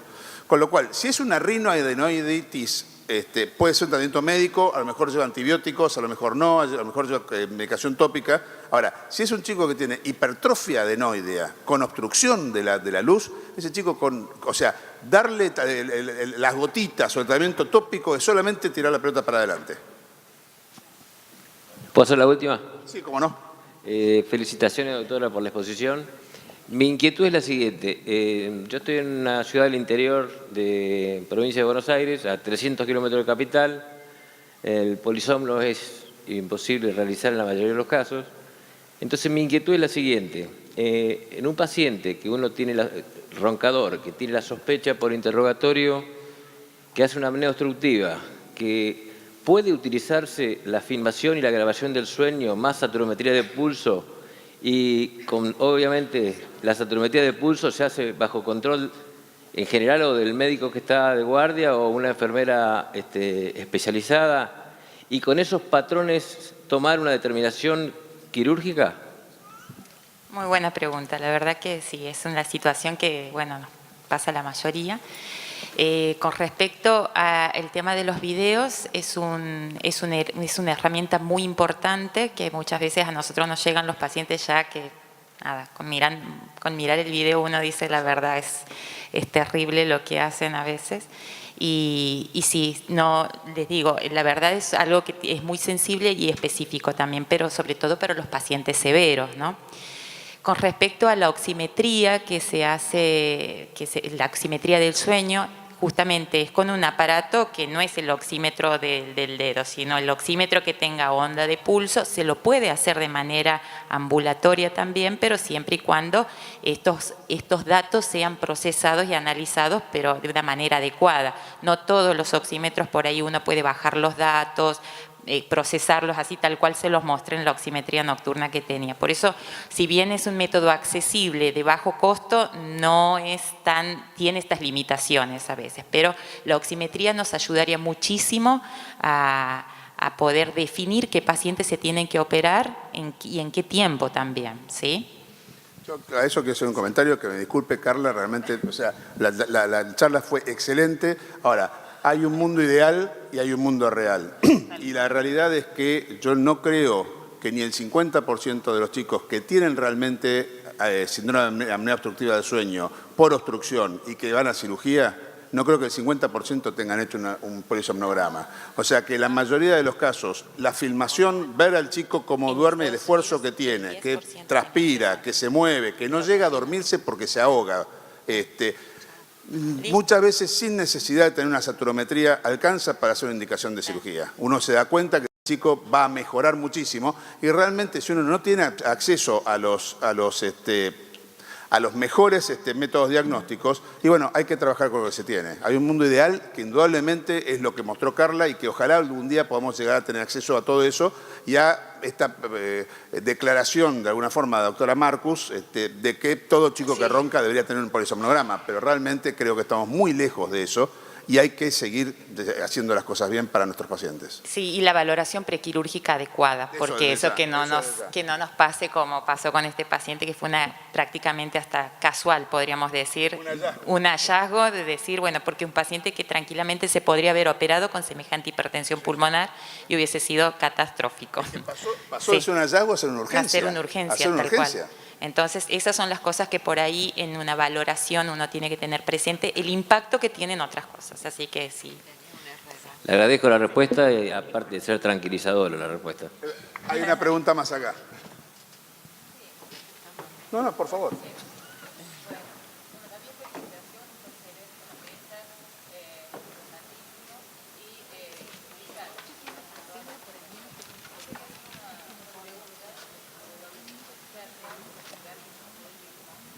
¿Te puedo pasar este micrófono? Pues no anda ese.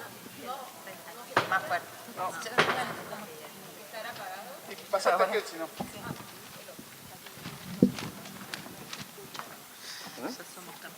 Sí, pero no escucha la gente. Ahí está. Perfecto. Bueno, ahí voy a llegar, sí. Bueno, mi pregunta era la siguiente. Me tocó vivir una situación familiar de un pacientito de 2 años y medio que tenía síntomas francos de obstrucción, o sea, ¿cómo se llama? Obstrucción para dormir, obstrucción adenoidea y obstrucción de amígdalas también. Bueno, se hizo la interconsulta con el especialista de ORL. No se hizo ningún estudio en ese momento porque la dificultad para respirar y cuando dormía hacía apneas inclusive. Así que bueno, él decidió y él habló con la familia y le dijo que tenía que hacer una adenoidectomía y sugería también hacer una amigdalectomía. Bueno, los padres no quisieron por la edad, ¿cierto? Porque tenía 2 años y medio. Yo pregunto, ¿a partir de qué edad y cuál hubiese sido la conducta más correcta? Lo que pasa es que no estaba estudiado también, pero eran muy francos los síntomas que tenía de obstrucción. Clínica banda, ¿sí? Sí. Eso es la clínica de obstrucción, lo que significaba tanto para el respirar y mantener ese equilibrio durante el sueño, porque vemos que es roncar, hacer apneas, desaturar y a veces uno con lo que ve, como decía Santiago recién, uno puede tomar decisiones también con una correcta evaluación, ¿no? Y en este caso no hay una edad, si bien es cierto que por ahí más de 3 años lo opera, bueno, puede ser operado menores de 3 años, pero teniendo los cuidados necesarios, ¿sí? Los cuidados tanto prequirúrgicos como posquirúrgicos adecuados. Así que el tratamiento es, como les decía, la primera línea es cirugía, ¿sí? Yo tuve un caso particular de una chiquita de 11 meses, que uno la veía, la chica se babeaba, estaba ahogada, y aparte de eso, los padres eran los que mantenían uno de los hoteles más importantes de Las Leñas, o sea que vivían a 2.000 metros de altura. O sea que esa chica aparte desaturaba, o sea, estaba en hipoxia ya de por sí, por la altura, y además de eso encima con una obstrucción diaria superior muy importante. Esa chica se operó con 11 meses. O sea, no hay una edad mínima para operar. Corre la clínica y el sentido común. Sí, sí. Hay que desobstruir, ese es el punto. ¿Sí? En los menores de 3 años el problema por ahí es que son muy sangrantes y el edema, y a veces está indicado el CPAP perioperatorio. Puede ser. Bueno, la verdad que muchas gracias por la paciencia. Gracias.